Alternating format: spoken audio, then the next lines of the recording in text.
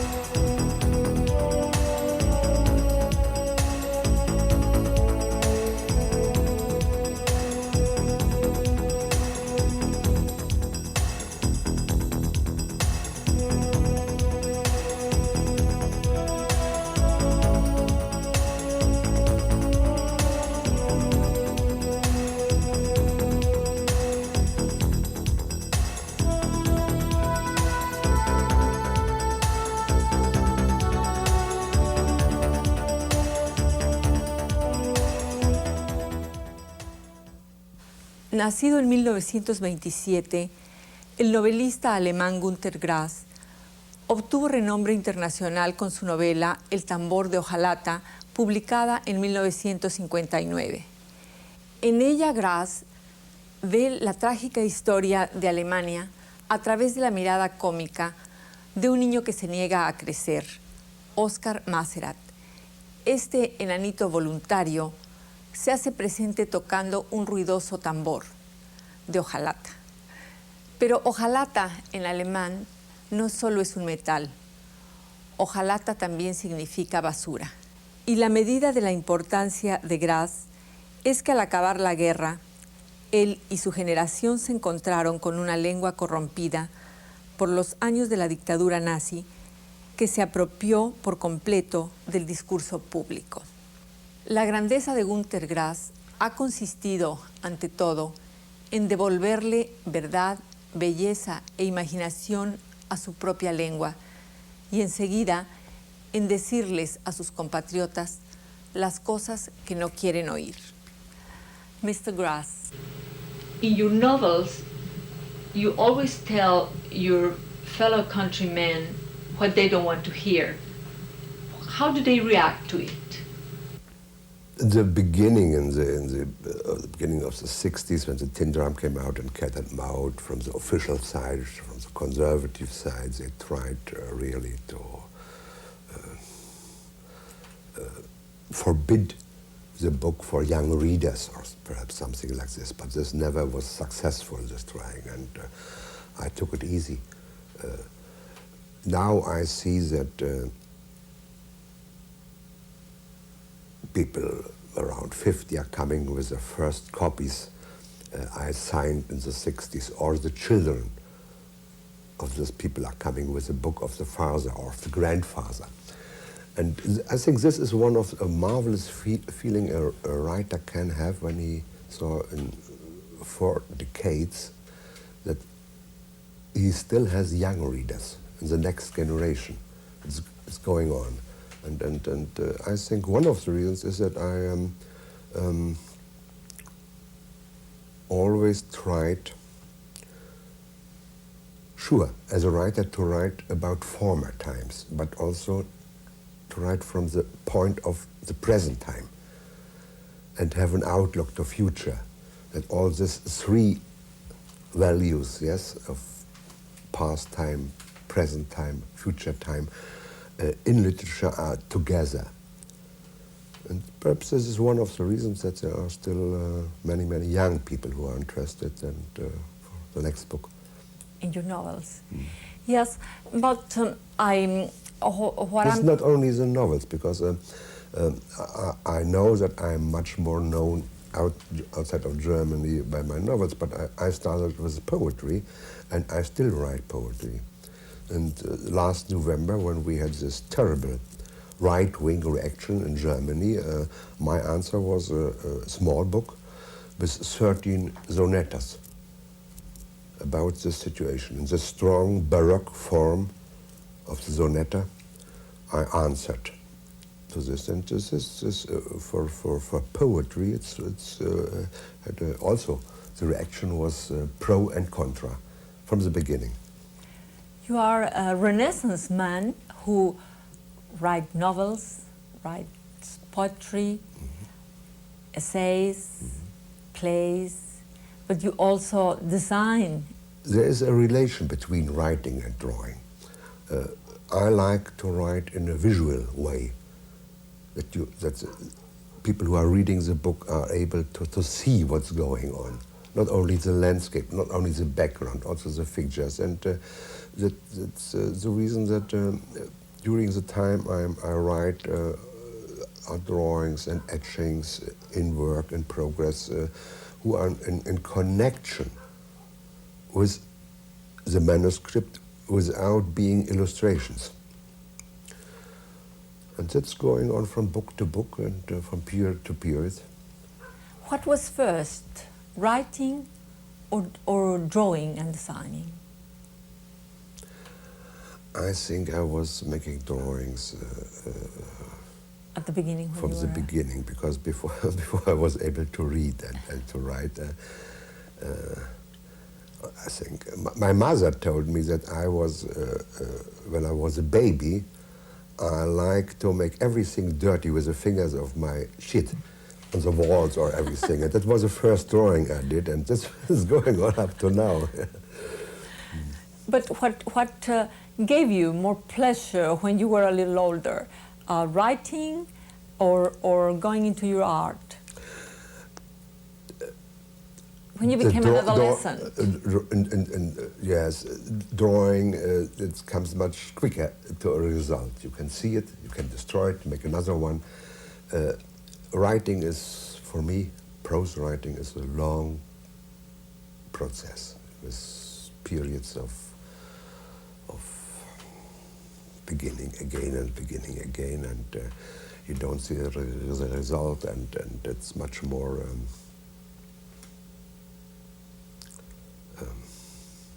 complicated. It's an abstract thing. Words. You have to imagine the words afterwards, also by reading. It comes natural? It comes in an easy way? But sometimes it helps, yes,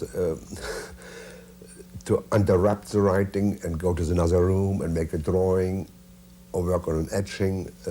Then I can go again, can change again to my writing board, and this is also the reason that between these two rooms the door is always open, because I can change from one room to the other one. And how is the process of your writing? I've seen that you have notebooks. You first write by hand and then you go on into typing machine? Yes, after a long time of preparation, I write the first manuscript by hand in large notebooks, with drawings between, mostly. And when this nearly is finished, with an open end, then I stop the handwriting, but nearly to the end. And then I start mostly the second version on an old typewriter with two-finger system, very slow. And then it's necessary mostly to make the next version also on the typewriter. But I need this connection with handwriting and words in the beginning, in the first, and I always have the possibility when I work on the third version to look back to the first, where it is very spontaneous and fragmentary, and then I see that in the third version it's too perfect and too closed, and then I open it again, and there's between the first, the second, and the third version always a connection.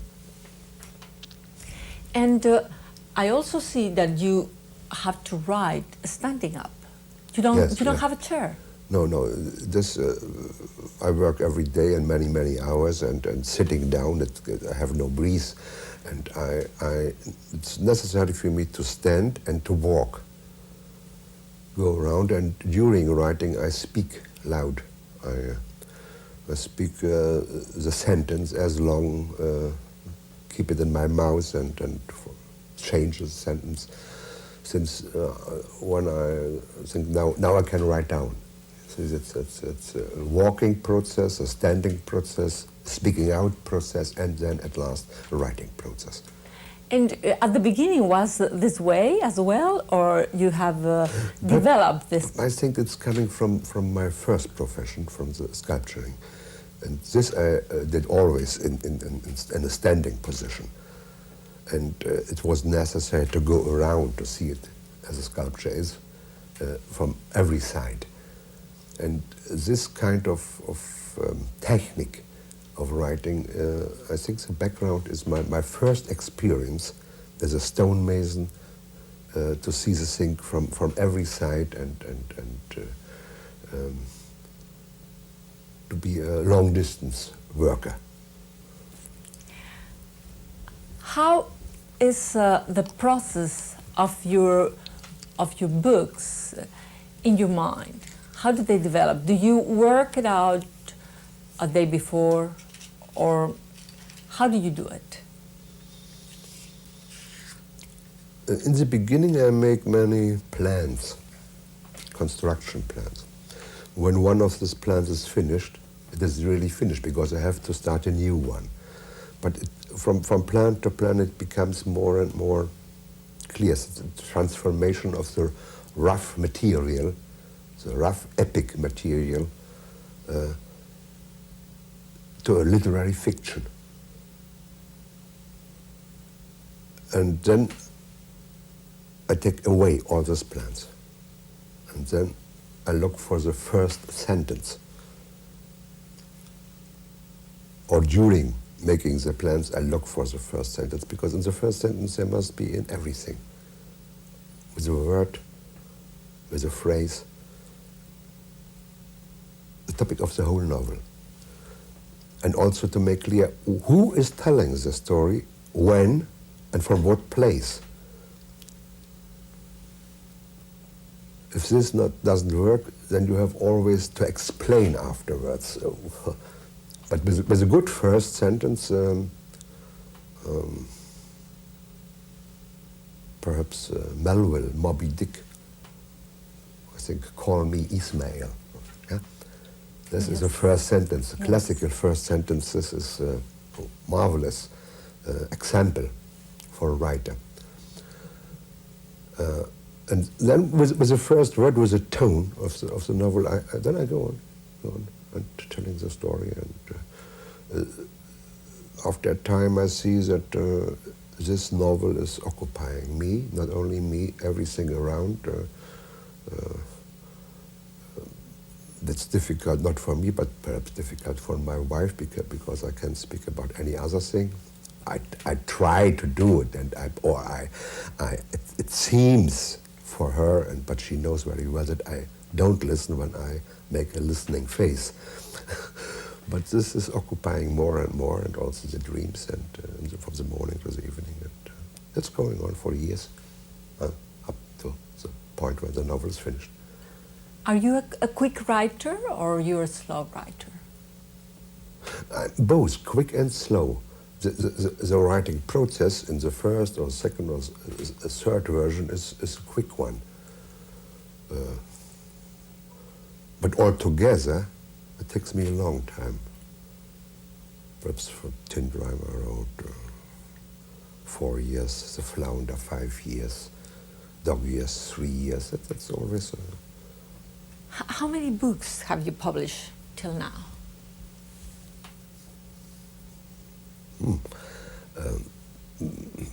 It's poetry and theater and novels together. I think about nearly 20 or something like that.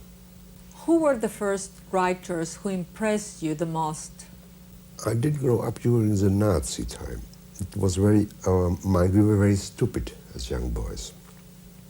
It was very difficult to find out. And I was very lucky that in the, between the books of one uncle I had, because I think he never did read this book. He didn't know what dangerous book he had between his books. It was of remark, Nothing New in the West, about the First World War. And that was my first connection, Im Westen nichts Neues, with a book full of reality, the brutality, the unhuman situation during wartime.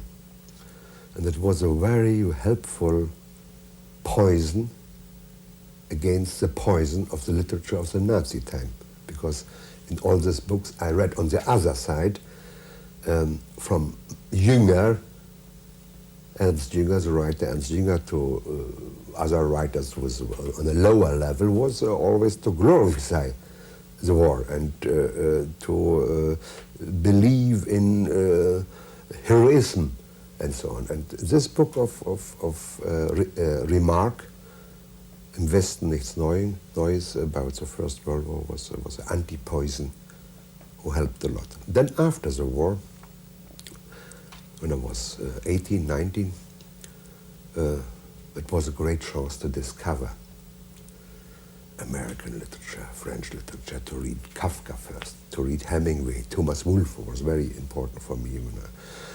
But the writers who really impressed me were Orwell, then mixed up with the political situation, a book of a Polish writer, Czesław Miłosz,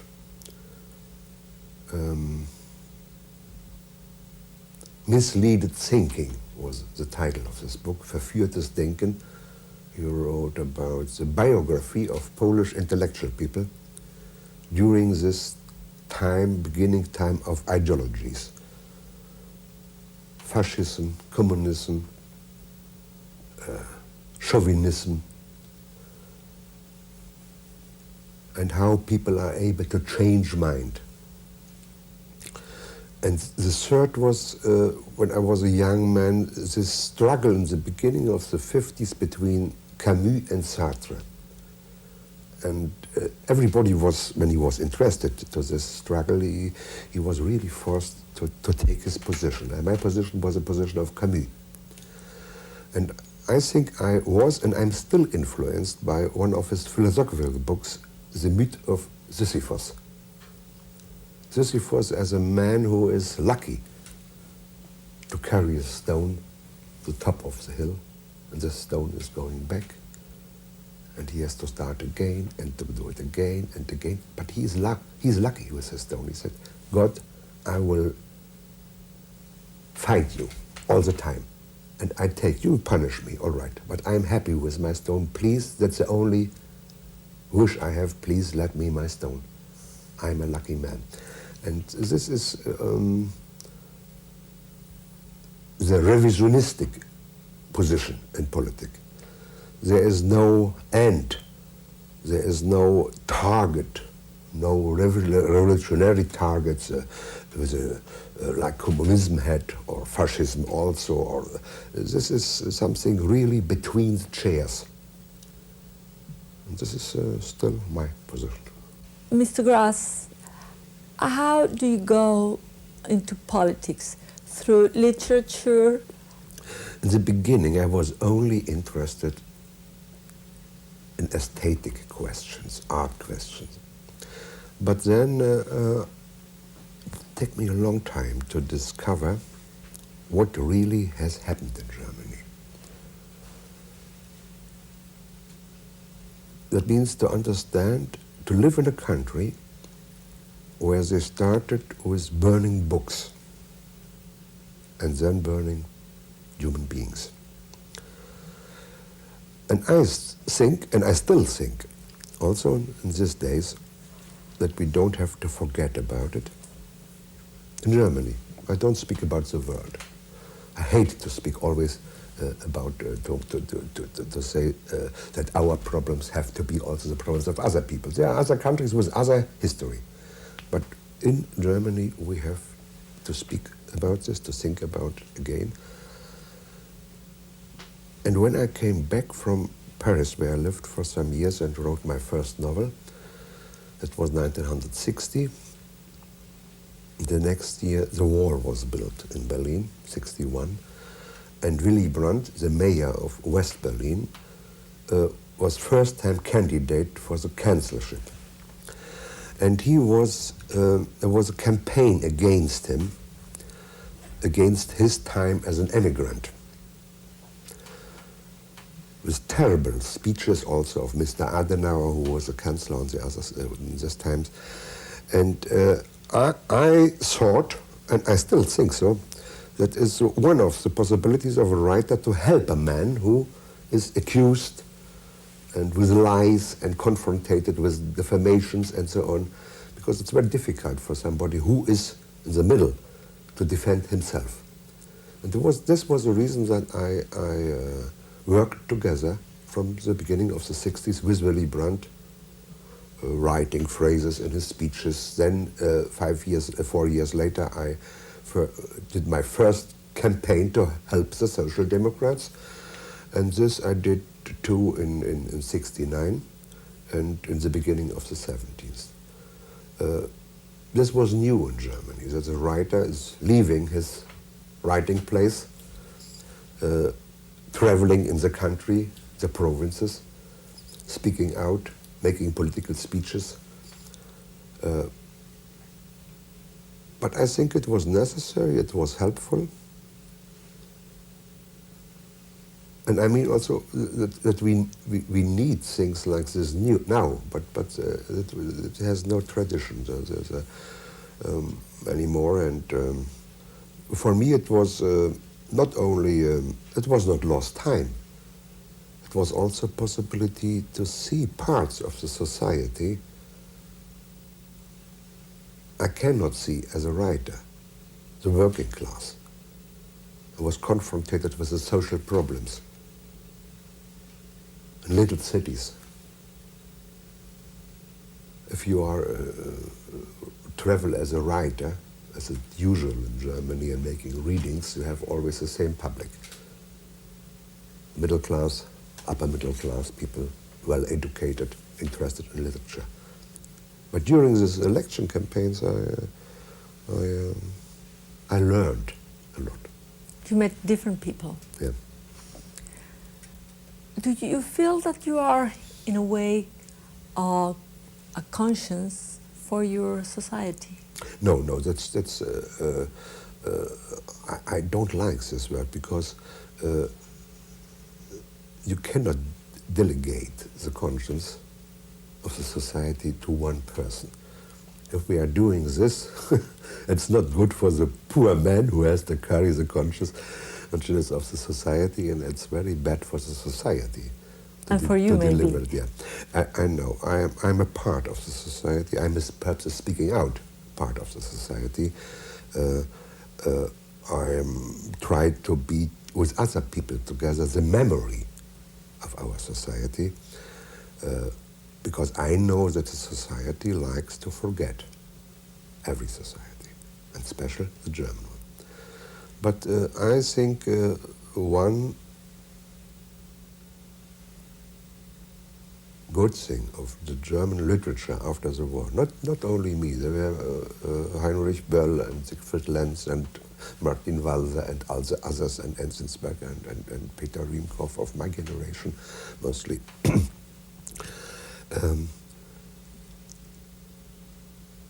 Who were keeping the memory and reminding reminding again. Up to these days, now in these days, young people from the right wing, without any knowledge, misleaded by political people in the government, in a populistic way against immigrants. Mr. Grass, thank you very much for your time. As I thank you, and I hope that my poor English was able to It was excellent. understand. It was excellent. Desde Berendorf, Alemania, Silvia Lemus.